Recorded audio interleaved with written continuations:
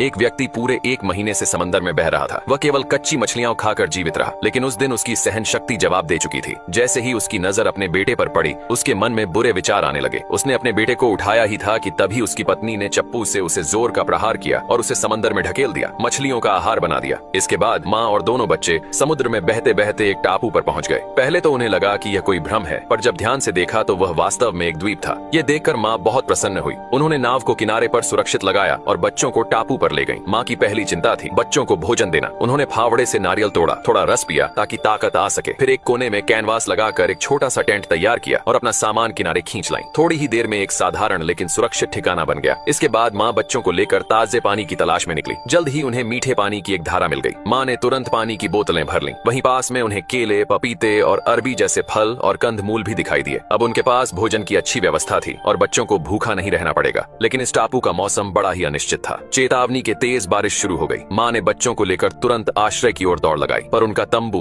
बारिश में बेकार साबित हुआ। मजबूरी में माँ ने बच्चों को कंबल में लपेट दिया और स्वयं बारिश में भीगती रही। बारिश रुकने के बाद उन्होंने देखा कि उनका टेंट पूरी तरह अस्त व्यस्त हो गया था। माँ समझ गईं कि अब उन्हें एक मजबूत आश्रय की जरूरत है। तभी बेटे ने पुकारा, माँ। माँ ने मुड़कर देखा कि पास ही एक लकड़ी का पुराना केबिन था। वह खुशी खुशी वहाँ पहुंची। देखने पर पता चला कि वह घर टूटा फूटा जरूर था, पर जरूरत की सारी चीजें मौजूद थीं। संभवतः किसी पुराने जहाज के यात्री द्वारा बनाया गया था। थोड़ी सफाई और मरम्मत से वह एक सुरक्षित घर बन सकता था। धीरे धीरे माँ ने मछली पकड़ने के भाले बनाना सीख लिया और